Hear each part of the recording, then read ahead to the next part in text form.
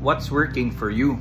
Marami tayong pwedeng attendan na seminar, basahin na libro, sinusundan ng mga coaches, and we get inspired. Nagkakaroon tayo ng mga ideas.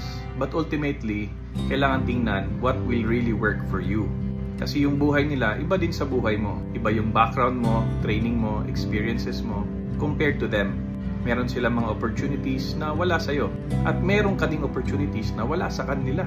Kaya don't get frustrated if it's not working for you right now. May mahahanap at mahahanap ka rin na paraan na bagay sa'yo.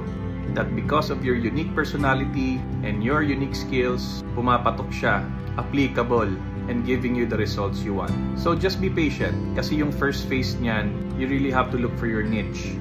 Wherein kung saan yung galing mo, ay magkakaroon din ng demand. Wherein you will find the right audience or the right market na pagsisilbihan mo. And if you find what's already working for you, blessing yan. You have to build a foundation on that and iterate that until it scales up, until you experience the success you're looking for. Kaya have a journal, tingnan mo what's working for you, at tanggalin mo rin yung mga bagay na hindi nagwo-work for you. Keep on developing it to the point of excellence. My prayer for you is that God may reveal to you ano yung bagay sa'yo at ano yung makaka-bless talaga sa'yo sa ibang tao.